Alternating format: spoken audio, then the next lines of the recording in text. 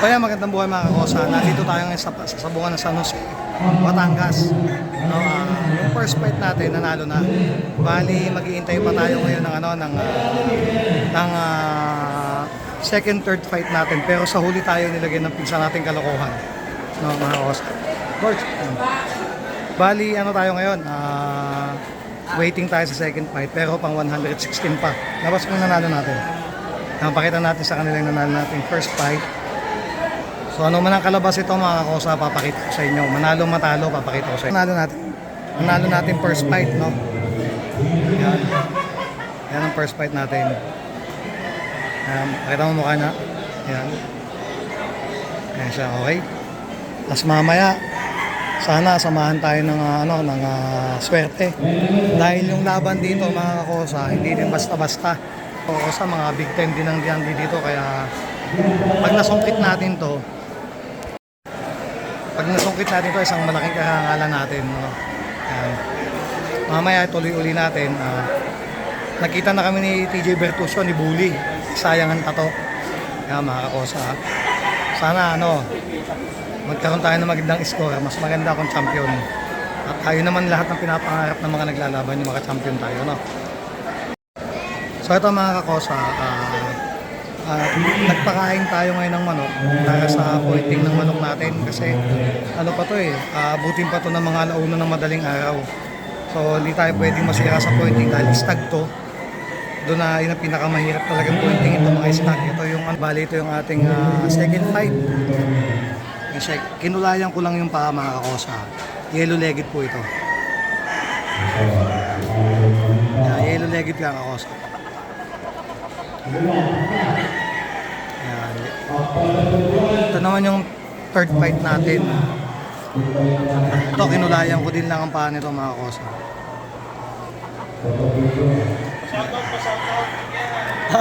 Pa-shoutout. Yan, Perez Bros. Kay paring Jeko. Yan. Siyempre itong mananari namin. Yan. Si Boss Oscar Makasait. Dating mananari ni Celso Salazar. Tsaka Jake Makasait. Yan mananari ko. Pag tumama tayo rin yan. Yan mga kosa. So ito yung mga kakosa yung last fight natin, no? Yung ating blues.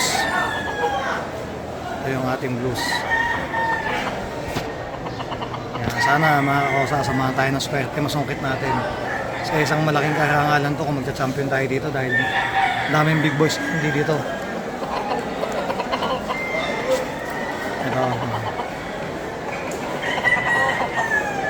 Apat na kapatid na nito mga kakosa nanalo. So pwede natin silang padamihin.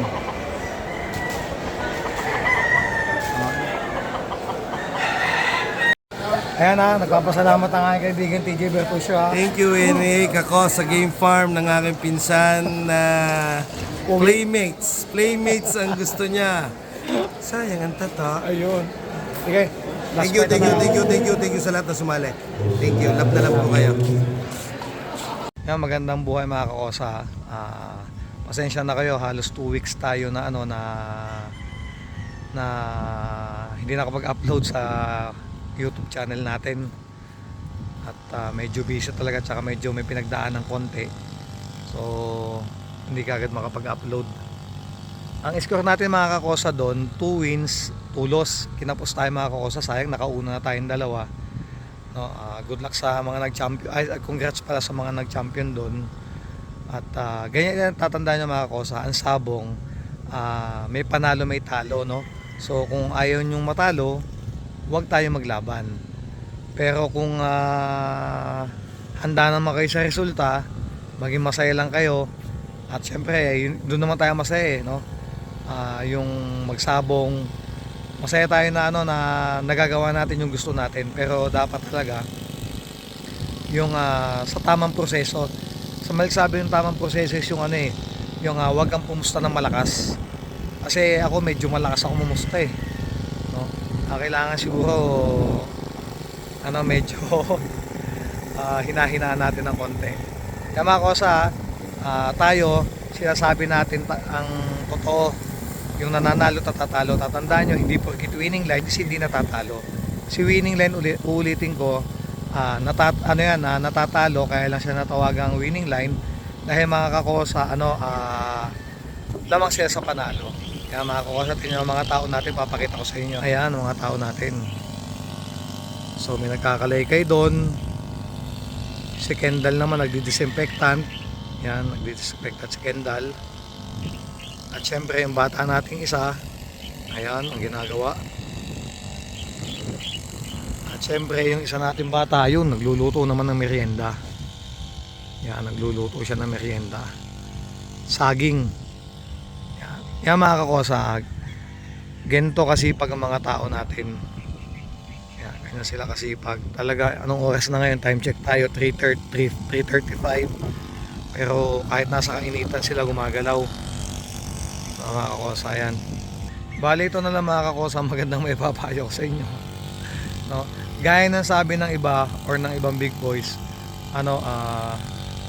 gawin yung negosyo yung pagmamanok. No? Wag nga, hanggat maaari talaga, dapat yung matuwa ka na lang sa pamumusta mo. No? Dahil sa pamumusta mo, kailangan maging matuwa ka na lang. Yung makita mo na lang nananalo yung manok mo, masaya ka na. Siyempre pag natalo, malungkot. Pero kasama yun sa sports natin, yung natatalo tayo. Dahil lagi yung tatandaan, kahit mga big time is nasisirot, natatalunan. Mga kakosa. Yan.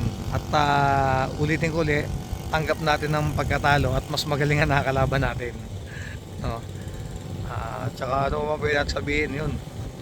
Para sa akin may papayo ko sa inyo, dun sa mga bagong magmamanok, ang gawin nyo na lang mga kakosa, ayusin yung breeding nyo.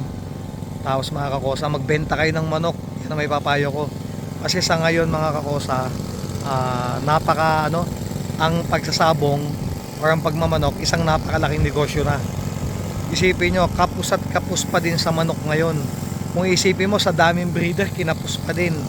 Kaya para kumita kayo at makabawi kayo dun sa sa mga nagastos sa farm nyo, mga kakosa, magbenta po kayo. Maniwala kayo sa akin, bukas makalawa sabihin nyo na tama yung sinasabi ko, magbenta kayo. Pero yung syempre negosyo to no? Gawin yung negosyo tong pagmamanok para sa akin mga kakosa. At may malaking maibibigay sa inyo tong pagkakakitaan. Pero syempre, tandaan nyo, wag din kayo magbibigay ng alangan ng manok gaya ng ginagawa ng aming team. Kasi pag nasira ka sa kliyente, madaming bunganga na magsasabi sa'yo. So dito sa ating farm, hanggat maaari talaga, hindi hanggat maaari, ginagawa namin talaga yung maayos lang ang aming binibigay. Pektan to. Ayun siya mga kosa.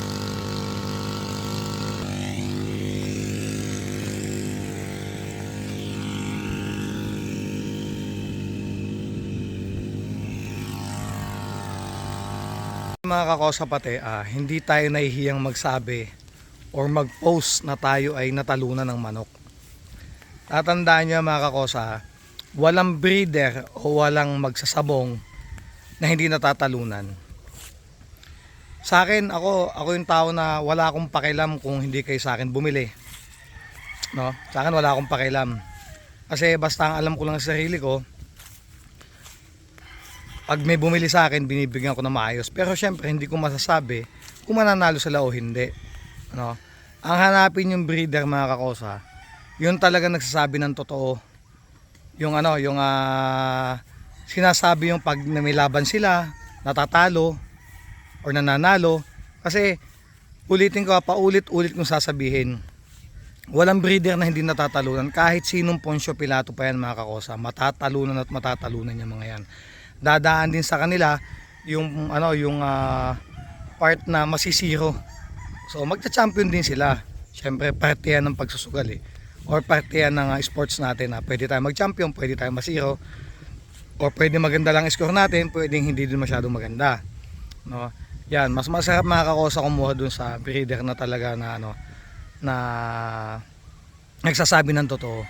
Yung sinasabi nila na yung pag natatalo sila, hindi sila nahihiya na sabihin na natalo yung manok ko.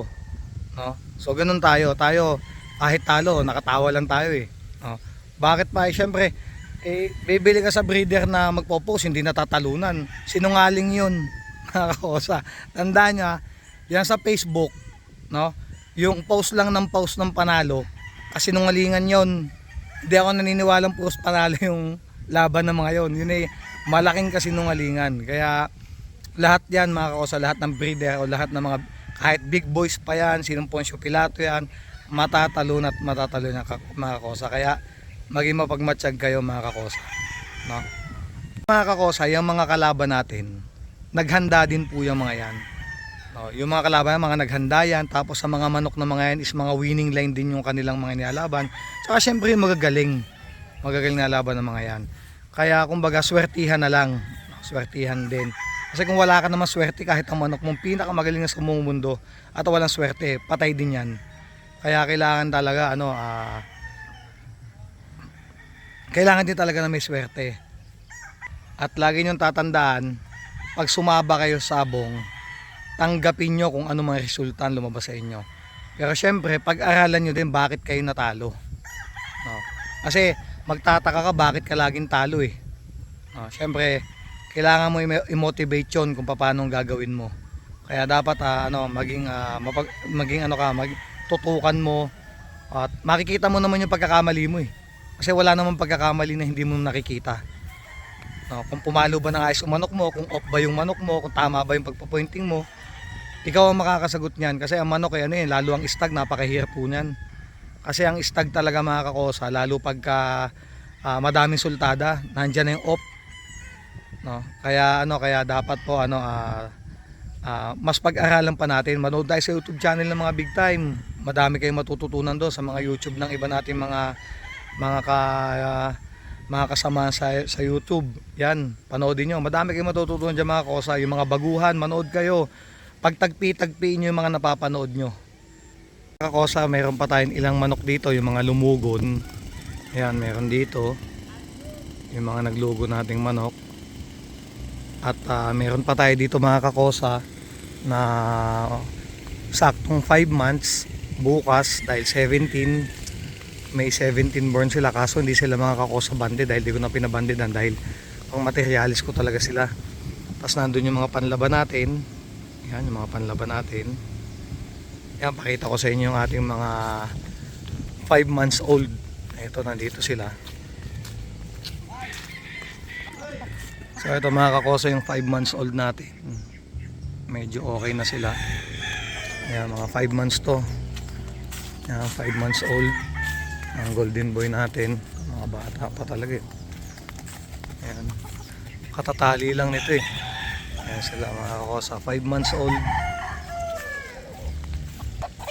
Ayan, mayabang na. Ayan, 5 buwan lang to, mga kakosa. Ayan yung isa oh. Ayan, mga kosa, 5 months old, golden boy to, ni red. Ayan, ito pa isa, medyo namilay na sa tali, kasi bagong tali lang sila. Ayan, 5 months old dyan, May 17 born. Ito mga puti natin dito. Ito naman yung Garigilliam natin. May 1 linggo na ba nakatali ito? Wala pa, no? May 1 linggo na nakatali, wala pa, no? Wala pa. Ayan sila, mga kakosa. Ayan. Ayan. Tapos meron pa dong ilan-ilan na doon namin nilagay. Kaya na, ulitin ko, mga kakosa. Gawin yung negosyo yung manok. Maniwala kayo sa akin talaga. Promise, pagkakapirahan nyo yan.